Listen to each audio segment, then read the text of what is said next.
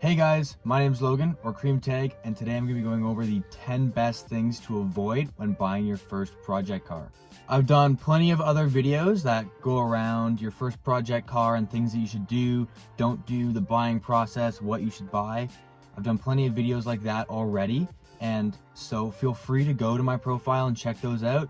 They have a lot of really good tips and tricks for buying your cars and what you should do after them. So if you have any other questions or tips that may not be addressed in this video, feel free to check out one of those videos or shoot me a DM on Instagram or leave it in the comment section down below and I'll be sure to get back to you as quick as I can. Now the first thing I'll be mentioning is vehicle mileage. You want to be staying away from cars that have high mileage.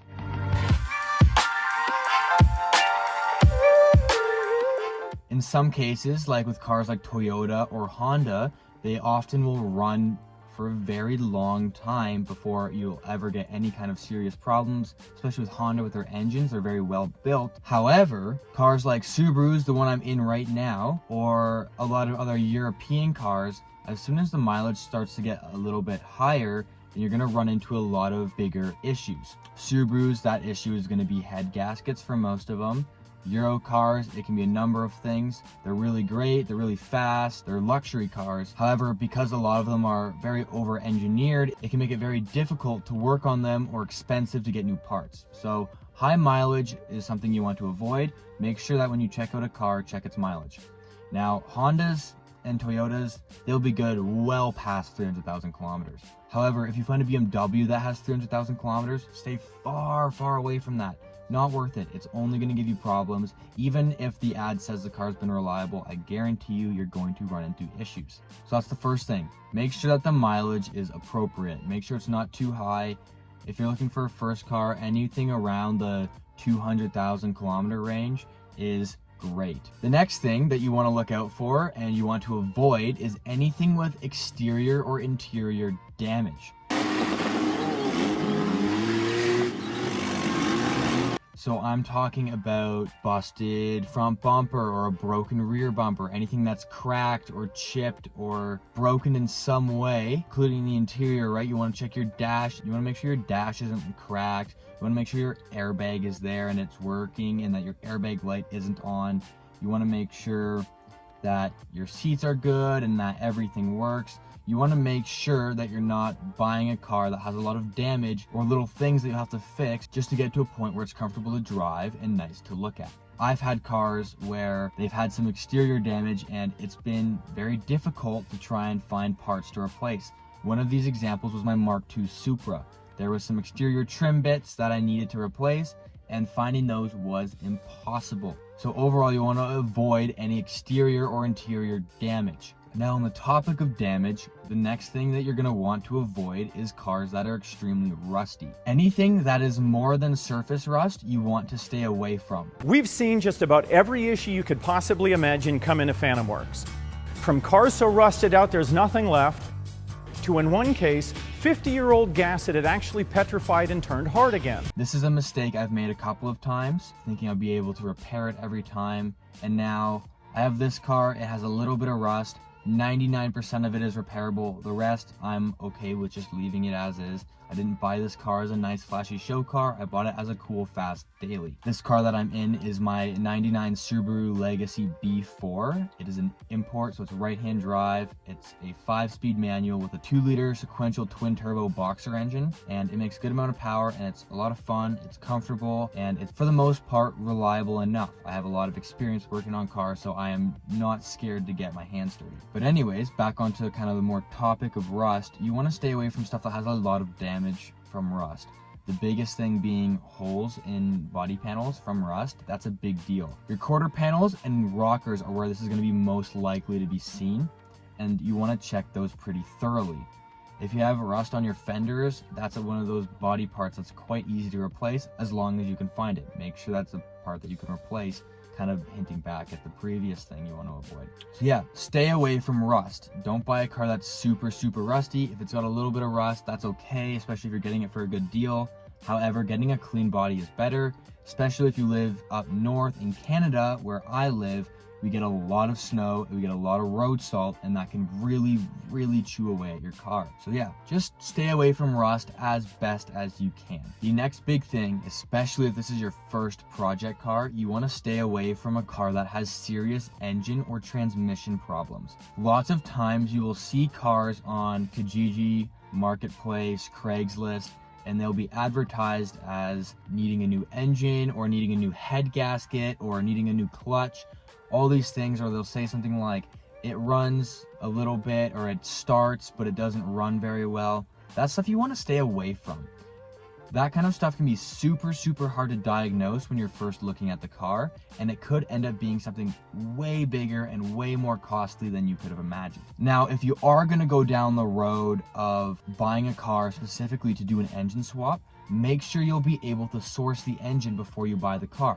This is another mistake I have made. I bought a car in order to do an engine swap. I had a blown engine. I paid next to nothing for it, and I couldn't find the engine that I wanted to put into it.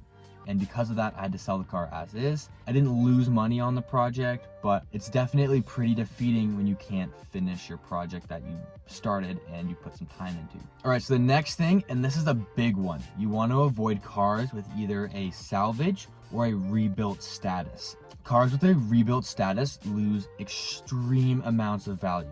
I had one car that was a rebuilt status, and all the work was professionally done at a shop, and it was done well and properly. The car was totally fine. However, it was a rebuilt status because it had been written off, and the car probably lost around $5,000 of value. If it wasn't a rebuilt, probably been worth around 10 grand. It was an EM1 Civic SIR, which were only ever available in Canada. It was a CDM car, which you don't hear often, Canadian domestic market. It was only ever available in Canada. They were in Japan, but in Japan they're right-hand drive. So the left-hand version of the SIR was only ever Canadian. Now, that car had lost a lot of value because of its title. However, I paid next to nothing for it, and I knew what I was getting into. Originally, had only ever purchased with the intention of daily driving it, and I knew that even if it was a rebuilt, I could have sold the engine for more than what I paid for the car. So it was a good deal. It was a barn find, and I paid next to nothing for it. However, I would not suggest to anyone to buy a rebuild. Number 6 is going to be something that people may either be, well, yeah, no duh, or might think, oh, okay, I didn't think about that. And that's buying something that has a lot of small things that need to be fixed.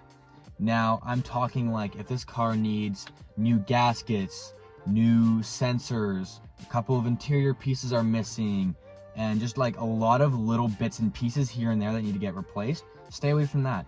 It'll take you a lot longer to find and source the parts. It'll take you a lot of time to just replace them. And then on top of that is cost. Now you might say, oh, this is only 10 bucks. This is only $20. This is only 15 bucks.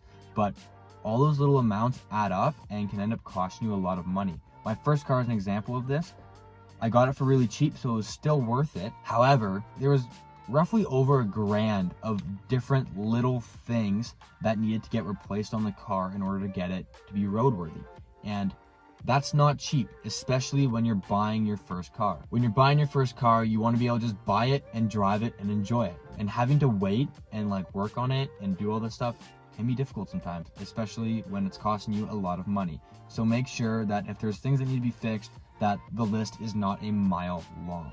All right, so number 7. Now, this one, again, might be something that a lot of people will be well, of course, and some people might not have thought of, but never pay the asking price for a car. Now, there are ways to go about this. You don't want to be rude, of course. You want to be respectful to the person you're buying the car from, but always try to negotiate. Negotiate in a respectful way, as nice as you can. I've never bought a car without bringing down the price. Never. I've never paid face value for a car, and that's something I probably never will do. Unless the seller is very clearly saying that the price is non-negotiable, try to negotiate down. Even if you get it a couple $100 down, a couple $100 saved is a couple $100 earned. If you can, negotiate down. My previous video that I talked about how to buy your first car, that kind of goes over a little bit more negotiating tactics and some techniques that I personally use whenever I'm buying a car. And so I would highly suggest you go check out that video. All right, so this one might be a little bit more obscure, but is still definitely relevant. If you're buying an older car that's a little bit more rare, I'm talking like 90s cars that aren't super common. If they have a cracked windshield that will need to be replaced for a safety inspection, I'd stay away from that, because a lot of older cars are either extremely expensive to have glass like found for them and get it put in, and other cars you just can't find like windshields anymore. It's just that simple. A lot of cars, they don't make the windshield sizes, or they're just rare enough that it's hard to even find them, even if they are like a somewhat newer car. If it's something that may not look that bad, but if you really look into what it will take to fix it, it might actually end up costing you like a fairly sizable amount of money. Cracked windshields on older 90s cars, that's a big red flag. Number 9 kind of ties in with the previous one, and that's just buying a car that's super rare. An example of this would be like a Subaru SVX, or my Celica was pretty rare, so it was still possible to find parts for it, but you want to stay away from maybe some of the older ones like that, or like older Supras, any of these like old cars that were popular but also pretty rare. You want to stay away from cars like that. It's going to be ridiculously hard to find any kind of information for repairing the car. It's going to be incredibly hard to find parts for the car, and if something breaks, it'll likely end up costing you a lot of money and a lot of time trying to fix it. So stay away from incredibly rare cars until maybe you have a little bit more knowledge on the car, or you are confident that you'd be able to handle it. Stay away from really rare cars. Now, the last thing is, do not buy somebody else's project car. Do not buy something that somebody else has already taken the time and worked on and put their effort into and done all of these different modifications. It's got wheels and coilovers and like camber on it. It's wrapped and it's got all these like aftermarket stuff all over the car. It's turboed, whatever. Don't buy that car. 9 times out of 10, that car will have had something done on it that was sketchy or like just not safe. There will be lots of different things that aren't in the best shape, or maybe you just don't know what exactly has been done, when it was done, and if it was done properly. Oftentimes buying someone else's project car is a big mistake, especially if it's something that's been engine swapped. Electrical issues are always a problem with engine swaps. That was an issue with my EF that I had. It had an engine swap in it at a B18 in an EF Civic. It was super fun. It was a great car, but I had tons of electrical problems with it. One of them being, every once in a while, it just wouldn't start. I replaced the starter and everything. It would have power, but it wouldn't start. And I think it was just some issues with grounding and wire connectivity, because I had fixed every other problem that could have been. But anyways, don't buy somebody else's project car. Just stay away from other people's projects, please. It's just better off that you don't go down that rabbit hole. It'll end up costing you a lot of time working on the car, and the car won't be as reliable. And then the other thing too is that that's a niche market for that particular car. So if you want to resell that car, yes, it may have 10 grand worth of parts into it, but other people aren't going to want that 10 grand worth of parts on the car. So it's going to be very difficult to find a buyer. And when you do, they may not be wanting to pay what you paid for the car. Keep that in mind. Don't buy somebody else's project car. That's probably one of the biggest things. It's always better to just buy something that's stock and work on it yourself and make it your own. That's it for today, guys. I hope you enjoyed the video. Thank you for watching. If you had any questions or comments, leave them in the comment section down below. Remember to hit that subscribe button and turn on the post notifications bell so you get content like this every Sunday whenever I upload. I hope you guys enjoyed the video, and I'll see you next time.